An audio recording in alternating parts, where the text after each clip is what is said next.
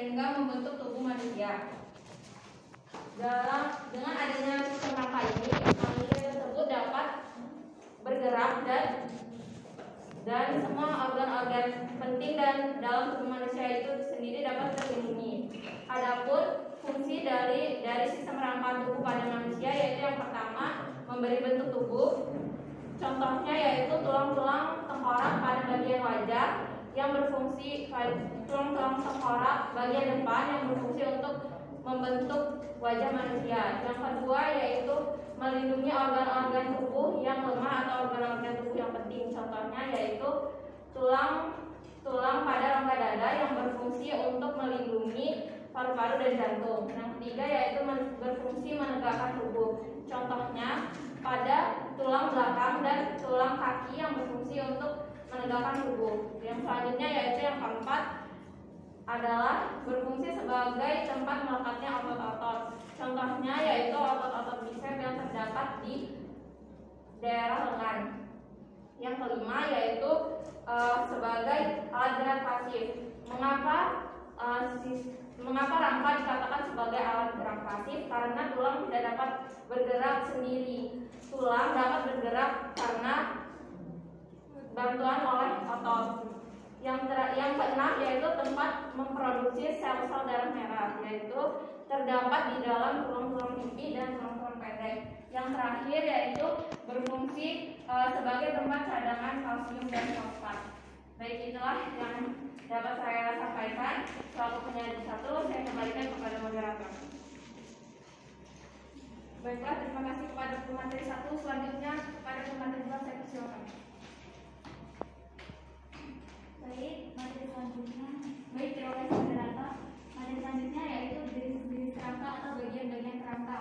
Kerangka dibagi menjadi 3, yaitu rangka kepala, rangka badan, dan rangka anggota gerak. Nah, rangka kepala ini terbagi menjadi 2 lagi, yaitu ini rangka penyusun wajah dan rangka penyusun tengkorak bagian belakang. Nah, rangka penyusun wajah itu terdiri dari tulang hidung, tulang pipi, tulang rahang atas, tulang rahang bawah, lalu tulang air mata.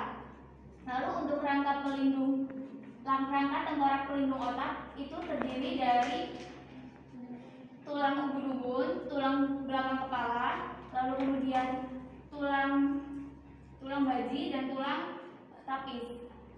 Dan fungsi dari rangka kepala adalah untuk melindungi organ seperti otak. Lalu yang selanjutnya yaitu rangka badan. Rangka badan ini terdiri dari tulang punggung, lalu kemudian tulang dada, lalu tulang bahu dan tulang panggul. Kita akan bahas satu-satu dari mulai tulang bahu. Tulang bahu ini terdiri dari tulang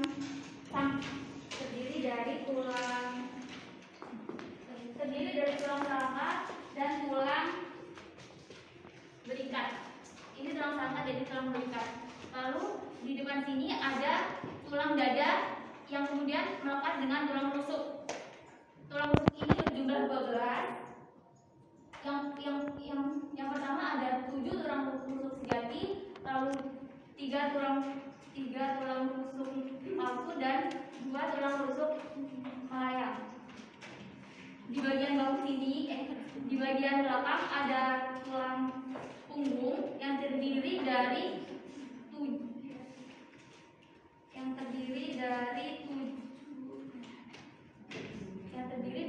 7 tulang leher, kemudian 12 tulang punggung, lalu kemudian 5 tulang pinggang, 5 tulang telangkang dan 4 tulang ekor. Lalu di sini ada tulang panggul. Tulang panggul ini terdiri dari tulang usus, tulang duduk dan tulang kemaluan. Lalu selanjutnya yang ketiga yaitu rangka gerak atau rangka anggota gerak yang terdiri dari rangka anggota gerak atas dan rangka anggota bergerak bawah. Rangka anggota gerak atas itu terdiri dari tulang lengan atas, kemudian di sini ada tulang pengupil dan di sini ada tulang hasta. Lalu pada bagian bawah itu atau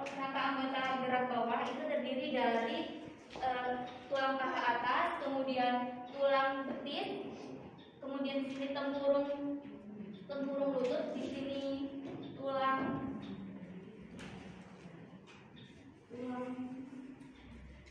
kering, dan di sini pergelangan kaki, tulang jari-jari kaki, dan tulang telapak kaki. Baik, saya sampaikan. Terima kasih kepada peserta 2. Selanjutnya kepada peserta 3 saya persilakan. Baik, terima kasih kepada moderator.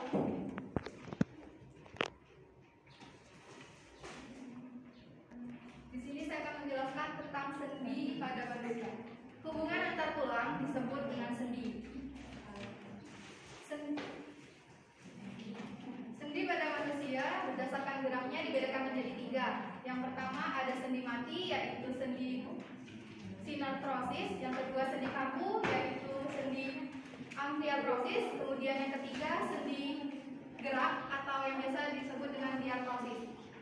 Berdasarkan arah geraknya, sendi diartrosis ini dibedakan menjadi 5 macam. Yang pertama sendi peluru, kemudian yang kedua ada sendi engsel, ketiga sendi pelana, kemudian yang keempat sendi putar, yang kelima sendi geser.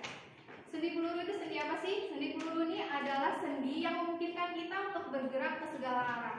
Contohnya antara tulang lengan atas dan tulang melingkar. Di sini kita bisa mempraktekkan seperti memutarkan tangan, itu artinya kita bisa bergerak ke segala arah. Kemudian sendi yang kedua yaitu sendi engsel. Teman-teman tahu kan kalau buka pintu itu hanya satu arah. Nah, begitu juga cara kerja sendi engsel ini. Dia hanya satu arah. Contohnya seperti di pergelangan siku, di bagian siku sini kita hanya bisa satu arah. Kemudian di bagian kaki, yaitu di bagian lutut, ini hanya bisa satu arah. Kemudian yang ketiga yaitu sendi pelana. Sendi pelana ini adalah sendi yang memungkinkan kita untuk bergerak kedua arah. Contohnya pada ruas ibu jari dan juga telapak tangan. Ini hanya bisa ke depan, ke belakang, samping, kiri, dan ke kanan. Kemudian yang keempat yaitu sendi putar. Sendi putar ini adalah sendi yang memungkinkan kita untuk bergerak secara berputar. Contohnya pada tulang tengkorak dan juga tulang leher. Di bagian belakang sini ini ada sendi putar. Satu poros itu satu tulang bertumpu dan satu tulang lainnya dia mencincin lalu memutari bagian tulang yang lainnya. Kemudian yang kelima yaitu sendi geser. Sendi geser adalah sendi yang memungkinkan kita untuk bergeser antara dua tulang. Contohnya pada tulang ruas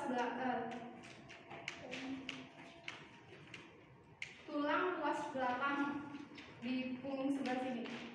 Sekian itu saja yang dapat saya sampaikan. Selanjutnya saya kembalikan kepada moderator. Terima kasih kepada peserta 3. Selanjutnya kepada peserta 4 saya persilakan.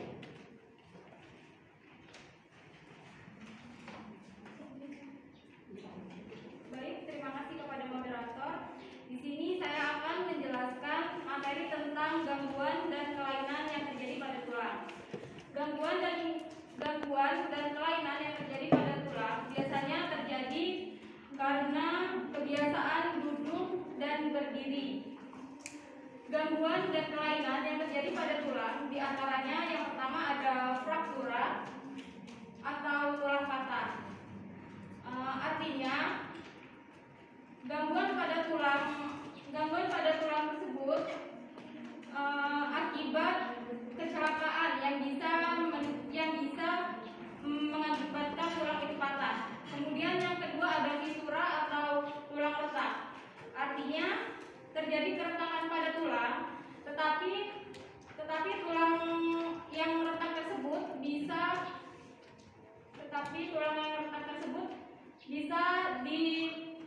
masih bisa disambung. Kemudian yang ketiga ada osteomalacia, di mana kondisi tulang tidak dapat mengeras sehingga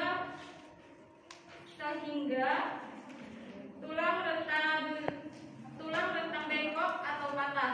Kemudian yang keempat ada osteoporosis, yaitu rapuhnya tulang. Biasanya dialami oleh usia parubaya.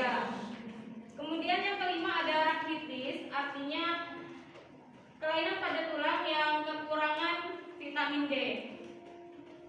Kemudian kebiasaan duduk dan berdiri yang salah bisa dapat menyebabkan pada kelainan tulang belakang. Contohnya yang pertama lordosis, artinya kelainan tulang belakang yang terlalu bengkok ke depan. Kemudian yang kedua ada kifosis, yaitu kelainan tulang belakang yang terlalu bengkok ke belakang. Kemudian ada skoliosis, yaitu di mana tulang belakang melengkung seperti huruf C dan S. Biasanya ditemukan pada anak-anak sebelum masa pubertas, sekitar usia 10 sampai 15 tahun. Baik, itu saja yang dapat saya sampaikan. Saya kembalikan kepada moderator. Baiklah